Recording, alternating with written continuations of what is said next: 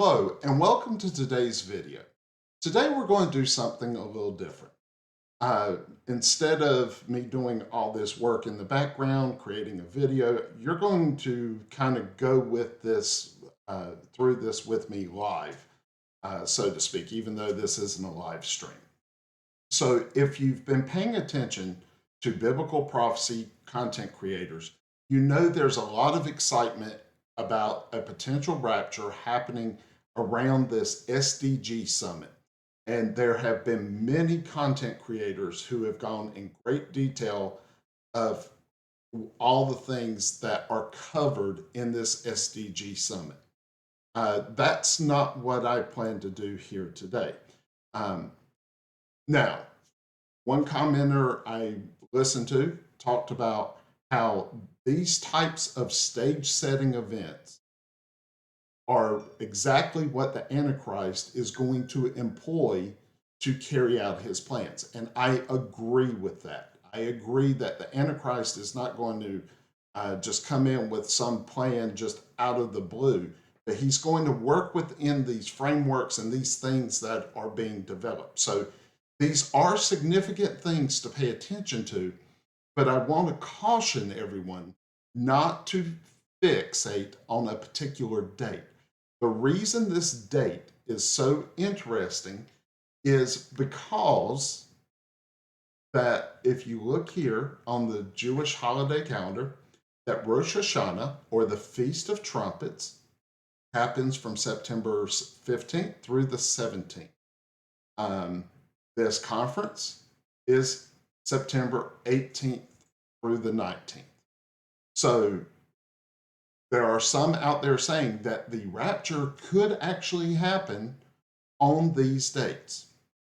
So a couple issues I have with that.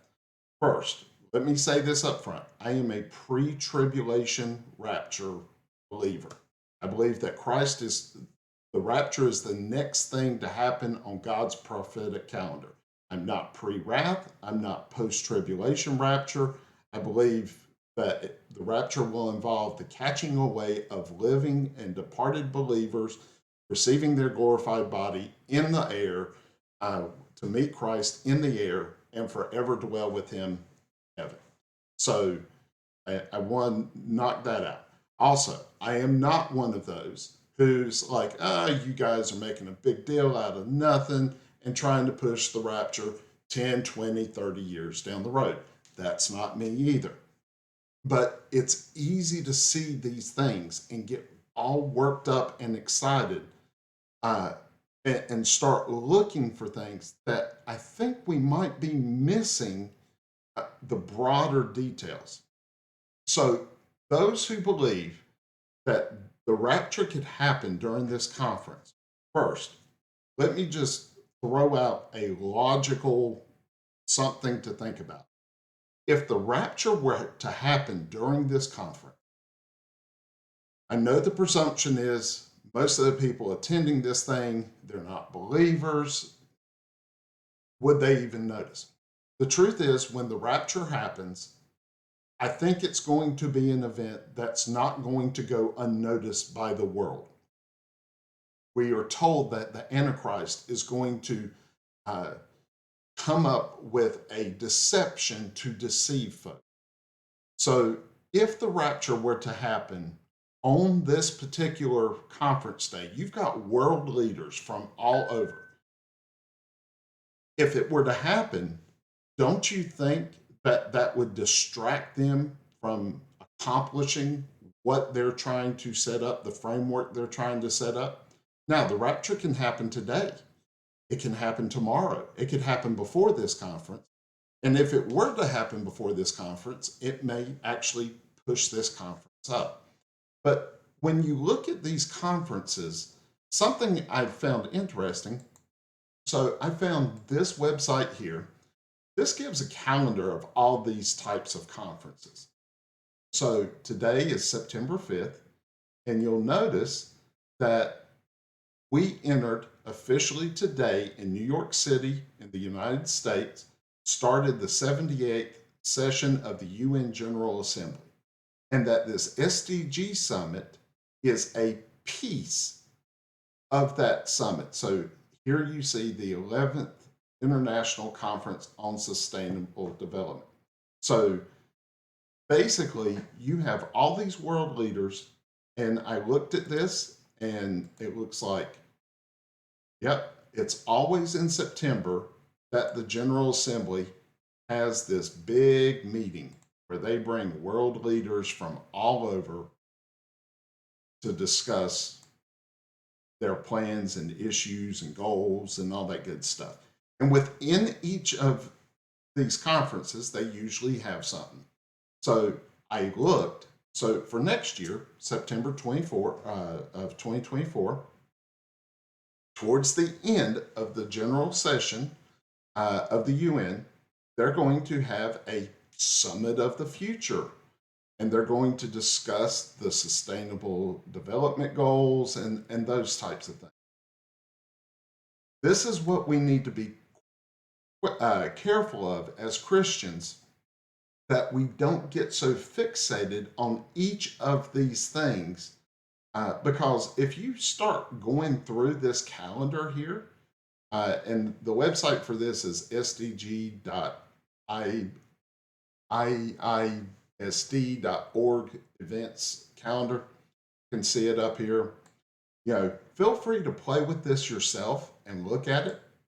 But when you go through these things, you can look at all these kinds of conferences that are coming up. And then if you were to take a Jewish calendar, you could actually start looking and say, well, you got this feast, you got that feast. So let's see, I'm here in October. So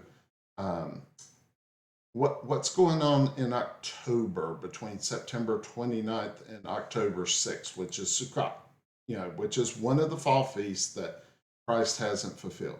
So you see that, Middle East and North Africa Climate Week,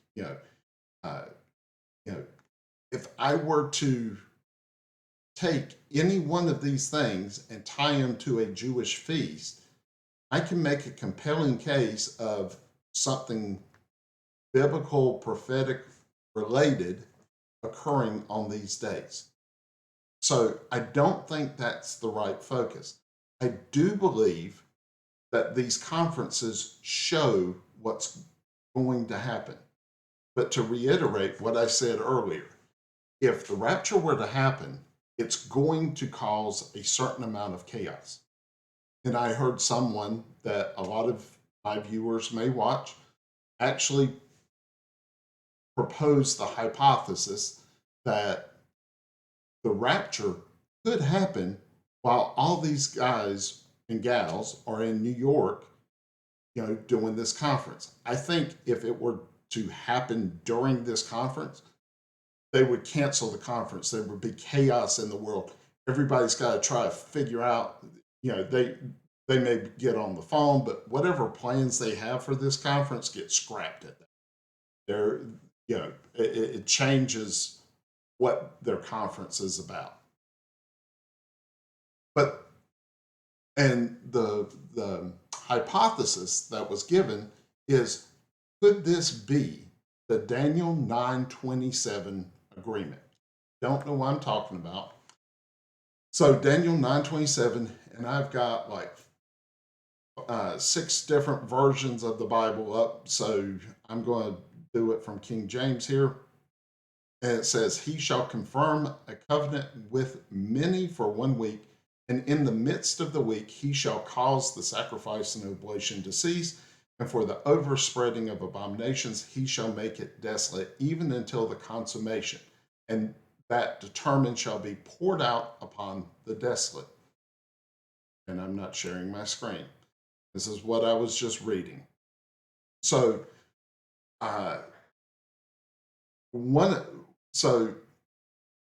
the focus that person was putting is, he shall confirm the covenant with the many. So traditionally in Bible prophecy, we've always believed that the Antichrist is going to sign a covenant with Israel that they're going to break in the middle of this 7-year covenant. The SDG goals, It's all driving towards this Agenda 2030. It is a 7-year covenant or agreement, but they're saying that the many includes Israel because Israel, as a member of the United Nations, is participating. They will have delegates there, and they're saying that the many means everyone, not just Israel. But I want to call your attention to something that I think is being overlooked. And it says, and he, then he, and he, and he, he. Who is he? You always have to take scripture in context. Well, let's look up to, pronouns in English refer to a proper noun that's been previously introduced. So, who are we talking about? And it says, so let's look at verse 26. After 62 weeks shall Messiah be cut off, but not for himself. And the people of the prince that shall come shall destroy the city and the sanctuary, and the end thereof shall be with a flood, and to the end of the war desolations are determined. So the he, as I am reading it, refers to the prince that shall come, or as we call it today, the Antichrist. So the problem with this SDG Summit being the conference where Antichrist is revealed, signs a covenant, and immediately the tribulation starts, I don't see that being the case. I could be wrong. Any content creator, especially in the Bible prophecy realm, that says things with such certainty and dogma that they absolutely are right, they're the one you should be listening to, everybody else is wrong, I would be wary of those people. But I think that we need to remember it's not just the many, it's also that he is signing a covenant with many. This conference is a strategy session, a planning session. This is a committee. This is not an individual signing and initiating some type of treaty with a group of people. So even if I am incorrect on, and Bible teachers for generations before me are incorrect on the interpretation of many, meaning the many different groups within Israel, and it means many, meaning the whole world. Even if we're incorrect on that, we still need the Antichrist to already be revealed to be the one making that covenant. So I don't know. Maybe I am totally off base and I'm misunderstanding everything. But what do you think? Let me know your thoughts. Comment, like, share, and subscribe. And until next time, have a great day.